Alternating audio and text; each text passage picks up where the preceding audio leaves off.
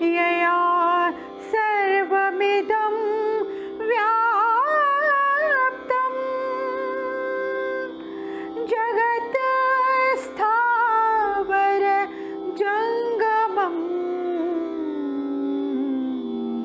तां धेनुं शिरसा वन्दे भूतभव्यस्य मातरम्।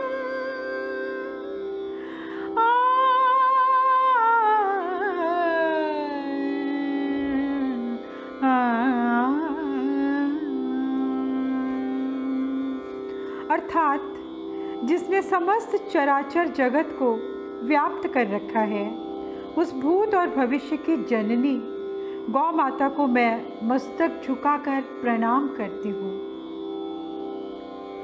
सभी को गोपाष्टमी की हार्दिक शुभकामनाएं। गोपाष्टमी का पर्व प्रत्येक वर्ष कार्तिक मास की शुक्ल पक्ष की अष्टमी तिथि को मनाया जाता है। सनातन धर्म में इस दिन का बहुत महत्व है। कहा जाता है कि इस दिन जो व्यक्ति गौ माता की सेवा करता है, उस पर एक साथ 33 करोड़ देवी देवताओं की कृपा होती है। गोपाष्टमी से जुड़ी एक कथा के अनुसार भगवान श्री कृष्ण ने जब छठे वर्ष की आयु में प्रवेश किया, तब एक दिन वे माता यशोदा से बोले कि माँ, अब मैं बड़ा हो गया हूँ, अब मैं बछड़े चराने नहीं जाऊँगा, बल्कि मैं गाय चराऊँगा। यशोदा माँ को हंसी आई और उन्होंने कहा, हाँ, तुम बड़े तो हो गए हो, लेकिन जाने की आज्ञा अपने बाबा से ले लो और गाय चराने चले जाओ। इतना सुनकर भगवान श्री कृष्ण नंद बाबा के पास पहुँच गए और उनसे भी उन्होंने वही बात कही कि बाबा, मैं अब बड़ा हो गया हूँ, अब मैं बछड़े नहीं चराऊँगा, अब मैं गाय चराने जाऊँगा। नंद बाबा ने कहा, नहीं, अभी तुम छोटे हो, इसलिए अभी बछड़े ही चराओ। लेकिन वो जिद करने लगे। उन्होंने कहा, मुझे बछड़े नहीं चराने हैं, मुझे अब गाय ही चरानी है। जब भगवान नहीं माने तो नंद बाबा ने कहा कि अच्छा ठीक है, जाओ पंडित जी को बुला लाओ और वो गोचारण का कोई शुभ मुहूर्त देखकर बता देंगे, उस दिन से तुम गाय चराने लगना।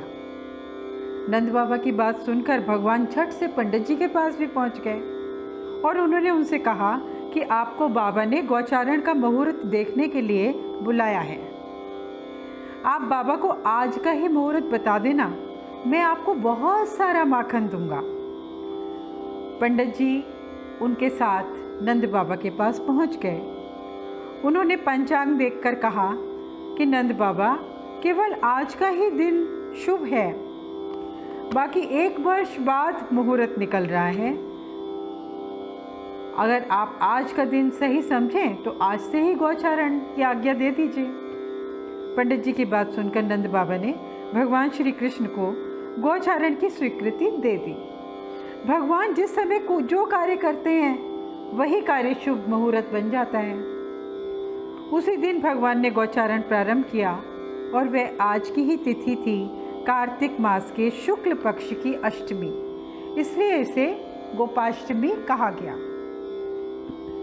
इस दिन गौ माता का पूजन और उनकी सेवा करने वाले व्यक्ति के जीवन से हर तरह की बाधा और समस्या दूर हो जाती है। धार्मिक शास्त्रों में गौ माता को ही नहीं, बल्कि इसके गोबर और उसका दूध को भी बहुत पवित्र माना गया है।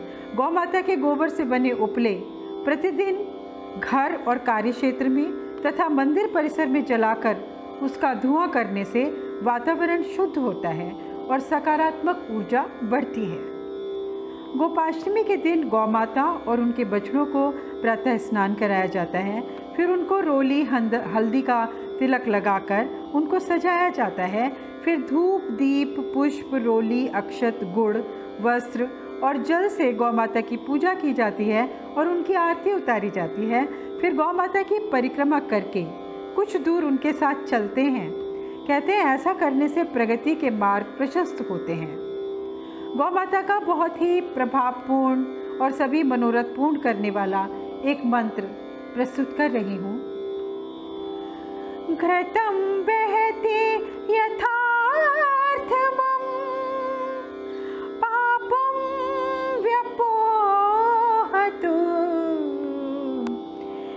घृत क्षीर प्रदा गावो घृत योन्यो घृतोद्भवा घृत नद्यो घृतावर्तास्ता मे सन्तु सदा गृहे घृतं मे हृदये नित्यं घृतं नाभ्यां प्रतिष्ठितं घृतं सर्वेषु गात्रेषु घृतं मे मनसि स्थितं गावो ममाग्रतो नित्यं गावः पृष्ठतयेव च गावो मे सर्वतश्चैव गवां मध्ये वसाम्यहम्।